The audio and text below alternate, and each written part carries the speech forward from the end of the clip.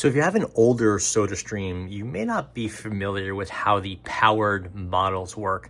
And basically, instead of pushing down on that little button thing on the top of your Aquafizz or whatever model you might have, newer models like the E-Duo have a plug and they plug in. And when you want to charge them or you want to put the CO2 in, you push this piece down, lock it in place, and then you push a button at the top and it puts the CO2 in by itself. And it uses a light, medium, or heavy setting depending on how much CO2 is in there. I guess it's low intensity, medium intensity, and high intensity of fizziness. And it just uses these buttons at the top. Buttons look a little bit like this. There's no on-off switch or reset button or settings or modes or anything like that. You plug it in and there's 3 buttons at the top.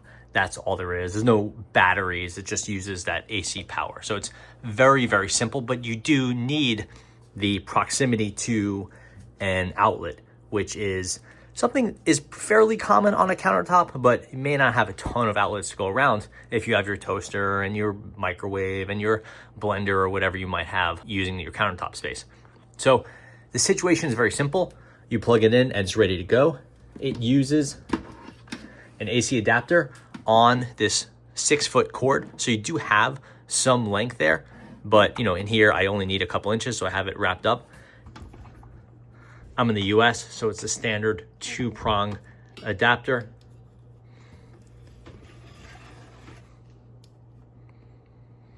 Here are the specifics. We see it is 100 through 240 volt, 50 to 60 hertz, 0.5 amp, output 24 volt, 0.5 amp, 12 watt.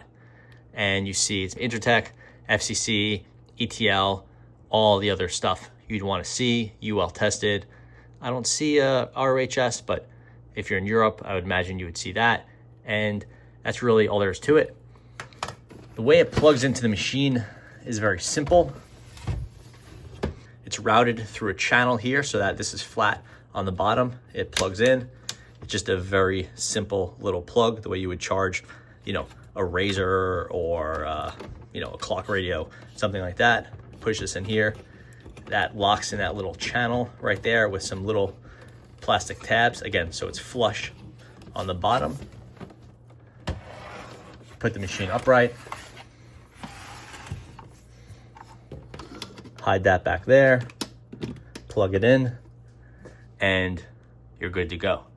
Again, the setup is very simple. You just have to be within, 5 or 6 feet of an outlet. The machine is actually rather tall. The SodaStream is rather tall, but as long as you can get under a standard countertop height, which is in the US, typically 17 inches. I have a light under my counter, this little light, and that is at 17.5 inches.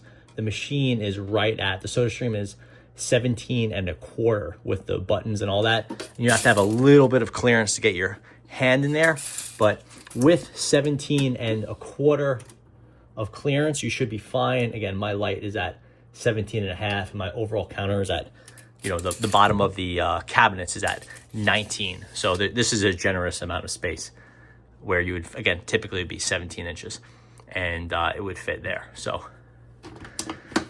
leave it in the ready position. But yeah, that's essentially the basics of a powered SodaStream like this E-Duo. I know it's inconvenient for a lot of people since you could use the manual one and you don't need either the outlet and you don't need proximity to the outlet. You don't have that cord dangling around your countertop.